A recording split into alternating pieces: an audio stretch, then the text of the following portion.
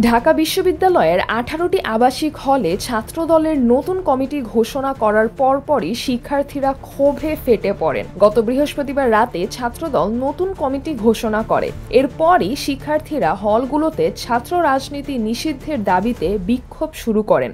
বৃহস্পতিবার দিবাগত রাত 12টার পর থেকে শিক্ষার্থীরা টিএসসি এলাকায় জড়ো হতে শুরু করেন। তাদের প্রধান দাবি ছিল হলের অভ্যন্তরে যে কোনো ধরনের রাজনৈতিক কর্মকাণ্ড সম্পূর্ণভাবে বন্ধ করতে হবে।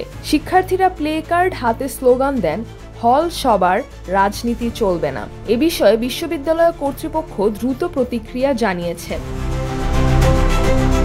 বিশ্ববিদ্যালয়ের প্রশাসনের পক্ষ থেকে বলা হয়েছে তারা হলের মধ্যে কোনো ধরনের ছাত্র রাজনীতি অনুমোদন করবে না।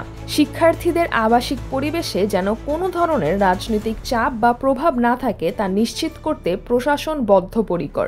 বিশ্ববিদ্যালয়ের প্রক্টর অধ্যাপক ডক্টর AKM গোলাম রব্বানী বলেন, শিক্ষার্থীদের নিরাপত্তা এবং শান্তিপূর্ণ শিক্ষা জীবনের পরিবেশ নিশ্চিত করা আমাদের প্রধান দায়িত্ব।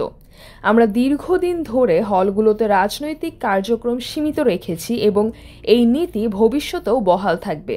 ছাত্রদলের কমিটি ঘোষণার বিষয়ে আমরা অবগত, তবে হলে কোনো রাজনৈতিক কর্মকাণ্ড চলতে দেওয়া হবে না।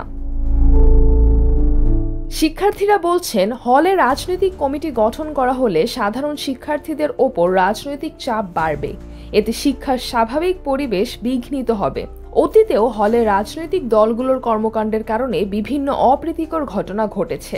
অন্যদিকে ছাত্রদলের পক্ষ থেকে দাবি করা হয়েছে তারা গণতান্ত্রিক প্রক্রিয়ার অংশ হিসেবে কমিটি গঠন করেছে।